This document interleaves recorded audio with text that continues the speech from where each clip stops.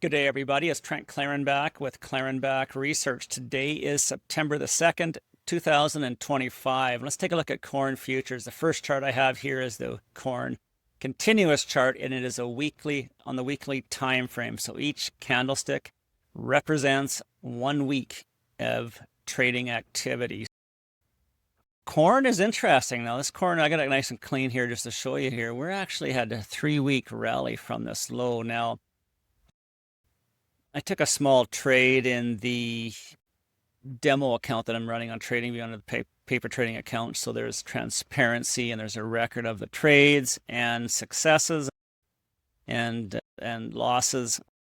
Currently, we're in the green. We're up about 7% here over 2 months. So hopefully that continues, and we'll keep you posted. And if it gets too red, then I'll have to eat some crow or whatever. But we'll see if this goes. Right now we saw this rally, and I took a small trade around, I forget where it was, 395 or something. And anyways, I took a profits at 419.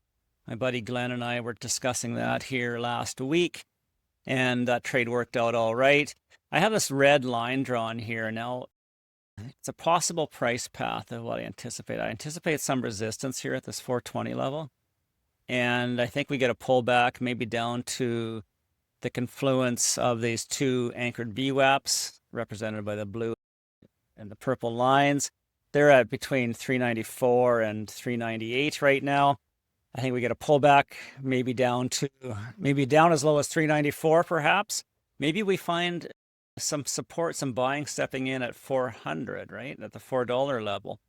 And that makes sense because that's a Fibonacci level. So often what happens is you get this rally up to 38.2, pull back to the 23.6, and another move up to either the 50% retracement, which is currently at 435, or the 61.8 up here at, what is that, 452. So I'm anticipating, I got a small short position in this demo account on corn at this level, and with anticipation that'll cover around 405, 406. That's my trade, that's my idea, but you make the trade your own, because it's just, you make the trade your own. You have to believe in your strategy or it will not work. Don't copy trade. Take ideas from multiple sources and formulate your own strategy. But a reason why I'm thinking a pullback here, we have this confluence of these anchored VWAPs. Again, the purple one's from August 25th. The light blue is from the high in July.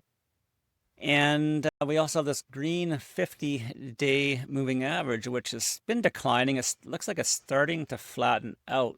So any of those three could bring in some buyers. Combine that with the $4 level pullback, which is just above 392, 397, 398 on the weekly chart. There's another VWAP.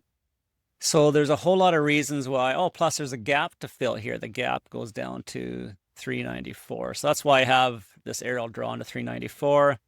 All these indicators give some support to the hypotheses that buyers will step in. But first we need the pullback. We're getting a bit of a pullback here. We're at 418 and right now.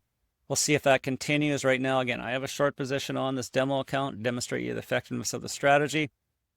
And we'll see if that happens. This 50-day moving average starts to flatten out, then I do think we will see a rally higher, maybe up to 436, maybe as high as 452, and I will just keep reassessing at each one of these levels. I'll reassess at 420, I'll reassess at 436, I'll reassess at 452.